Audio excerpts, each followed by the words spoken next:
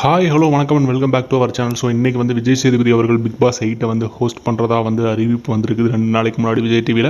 So இது உங்களுக்கு யாருக்கு ரொம்ப பிடிச்சிருக்குங்கிறத மறக்காமல் கமெண்ட் செக்ஷனில் சொல்லுங்கள். ஸோ விஜய் சேதுபதி அவர்கள் வந்து ஹோஸ்ட் பண்ணுறதுல வந்து அது ஒரு ப்ரோமோ மாதிரி ஒரு 2 minutes சம்திங் என்னமோ வீடியோ வந்து ரிலீஸ் ஆகிருக்கு. ஸோ அதில் வந்து நிறையா என்னென்னலாம் மக்கள் எந்த மாதிரிலாம் எதிர்பார்ப்பாங்க, அவனுடைய மனநிலை என்ன அப்படிங்கிறத வந்து தெளிவாக அந்த வீடியோவில் சொல்லியிருக்கிறாங்க. ஸோ கருத்துன்னு சொல்கிறங்கிற பேரில் வளவலன்னு பூசி முழுக்கக்கூடாது, நறுக்குன்னு பச்சை மிளகா மாதிரி அப்படியே அந்த பஜ்ஜி மாதிரி சொல்லிடணும், மிளகா பஜ்ஜி மாதிரி அப்படிங்கிற மாதிரியும்.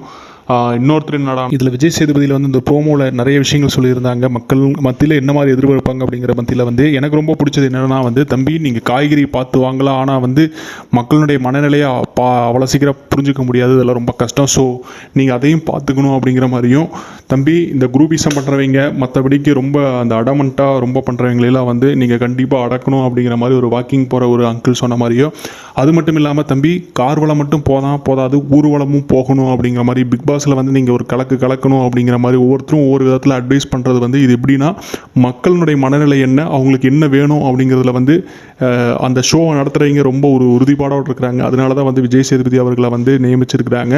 ஒரு ஆங்கராக இவர் ஹோஸ்ட் பண்ணால் இந்த ஷோ வந்து வேறு லெவலில் ஹிட் ஆகும் அப்படிங்கிற மாதிரி. ஏற்கனவே நிறைய இடங்களில் நிறையா ஆடியோ லான்ச்சில் அவருடைய ஸ்பீச்செல்லாம் கேட்டிருப்பீங்க, வேறு லெவலில். இப்போ கூட வந்து ஒரு கேரளாவில் ஒரு ஃப்ளட் வந்தது, வெள்ளம் வந்தது. அந்த வெள்ளத்துக்கு அவர் எப்பயோ பேசின ஒரு அந்த டாபிக் வந்து இப்போ வந்து பயங்கரமான வைரல் ஆச்சு, நீங்கள் அது பார்த்துருப்பீங்க.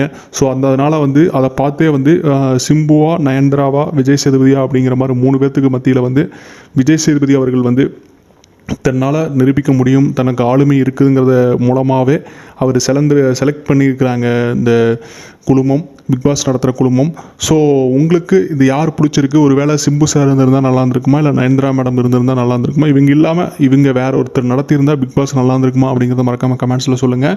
நம்ம சேனலுக்கு நீங்கள் புதுசுனா மறக்காமல் நம்ம சேனலை சப்ஸ்கிரைப் பண்ணிவிட்டு பாருங்கள். Tata bye bye.